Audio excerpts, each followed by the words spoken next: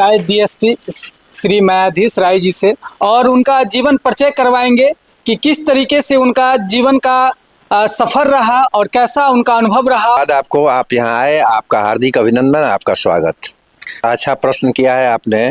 देखिए 1952 में हम लोग बक्सर से नॉर्थ बिहार में दरभंगा में आए और दरभंगा के भी एक रिमोट एरिया है, बिल्कुल ही ग्रामीण इलाका है। वो कमतौल के पास जहांगीर टोला नाम का गांव है जो राढ़ी उत्तरी पंचायत में पड़ता है। वहाँ कोई स्कूल नहीं था, कोई कॉलेज नहीं था। जब हम लोग आए तो वहाँ से 7 किलोमीटर दूरी पर ब्रह्मपुर में वहाँ स्कूल था और पैदल जाया करते थे हम लोग। आज के बच्चे साइकिल, मोटरसाइकिल, यहाँ तक कि किसी को जो काम करने वाले मजदूर हैं उनके बच्चे भी अगर 1 किलोमीटर कहिए जाने के लिए कोई काम के लिए तो कहते हैं कि कहाँ सवारी कहाँ है कि मैं जाऊँगा। लेकिन हम लोग मैं पैदल जाया करता था, मेरा छोटा भाई भी था, वो भी मेरे साथ जाता था। और उस ग्रामीण इलाके में रह कर के स्कूल से स्कूलिंग किए। हाई स्कूल में हॉस्टल में कुछ दिन तक रहे, ब्रह्मपुर हाई स्कूल में। उसके बाद दरभंगा आ गए, दरभंगा सीएम कॉलेज में। और पढ़ते पढ़ते एनसीसी में आए, एनसीसी में अंडर अफसर बने और अंडर अफसर रहते ही फिर हम पुलिस सर्विस में आ गए और 2003 में फरवरी में रिटायर्ड किए। सेवा ईमानदारी पूर्वक काम किया जाए।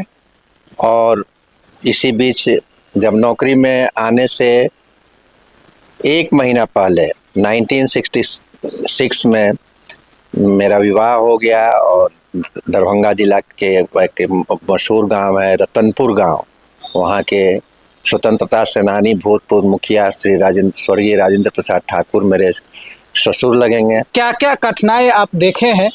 मतलब ऐसे ही तो इतना बड़ा सफर नहीं तय कर लिए होंगे, कठिनाई तो जरूर आया होगा बचपन में। अनेक कठिनाइयाँ आई, अनेक कठिनाई, आर्थिक कठिनाई। और एक तो वातावरण यहाँ बिल्कुल, जब हम लोग आए नॉर्थ बिहार में तो भाषा अलग है, रहन सहन अलग है, खान पान अलग है। इस सब में आदमी को एडजस्ट करना पड़ता है।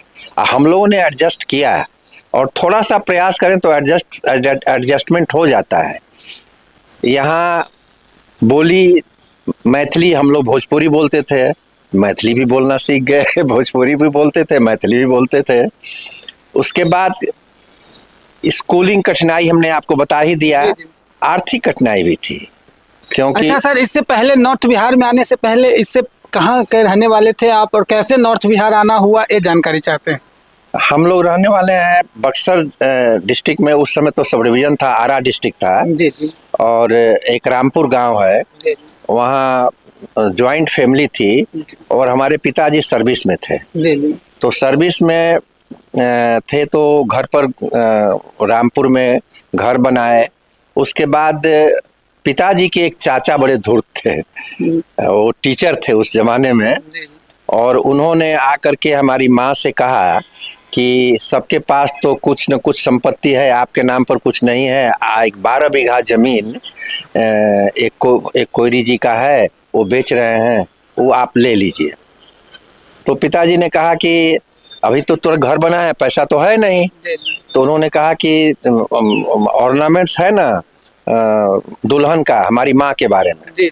तो मतलब गहना तो पूरा ऑर्नामेंट जितना गहना था वो सब बेच बाच करके उनको पैसा दे दिए और माँ के नाम से जमीन न खरीद के पिताजी के नाम से खरीद लिए। और बाद में उस जमीन पर वो लोग भी थोड़ा अपना हक जताने लगे और कहे कि आधा आप ले लीजिए, आधा में सबको दे दीजिए। स्पष्ट हुआ कि गांव से इतना बड़ा परिवार धन संपत्ति से भरा हुआ, लेकिन वहां से कुछ नहीं लिए।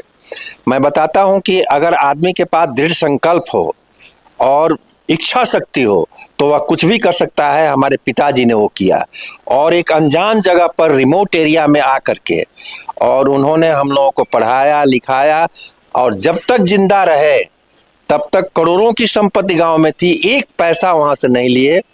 शादी ब्याह में जाते थे, लोगों को मदद कर देते थे, लेकिन लिए कुछ नहीं, देना ही जानते थे।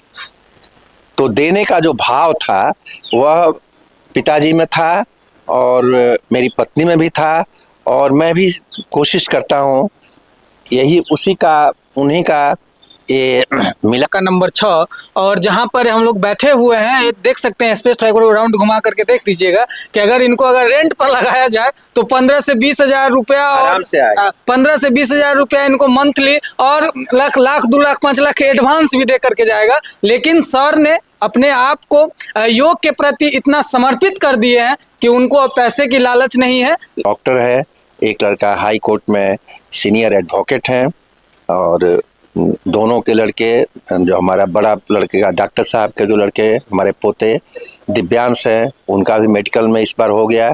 सब ईश्वर की कृपा से, अगर आप अच्छा करेंगे तो सब अच्छा होगा। अच्छा सर, एक बात सवाल है कि आज के समय में हमारे समाज में लोग 1 इंच और 1 धूर के लिए गोली उली बारूद उरूद सब चला देते हैं। आप अपने पूरा संपत्ति को छोड़कर, आपके परिवार को पूरे संपत्ति को छोड़ करके आना पड़ा, फिर भी मतलब आप बोल रहे हैं कि हम कुछ नहीं लिए और इतना बड़ा अपना साम्राज्य खड़ा कर दिए। इसमें क्या हो सकता है कि कोई एक धूर के लिए गोली मार देता है और कोई पूरा संपत्ति छोड़ के निकल जाता है? हमने बताया ना कि त्याग में बड़ी शक्ति है, सच्चाई में बड़ी शक्ति है, और वह आदमी उसमें आदमी की इच्छा शक्ति मजबूत हो और पुरुषार्थ करे तो संपत्ति तो आती है और जाती है, तो उससे अधिक संपत्ति यहाँ हो गई। इनके हिस्से में जो गांव में संपत्ति मिलती, उससे ज्यादा यहाँ हो गई।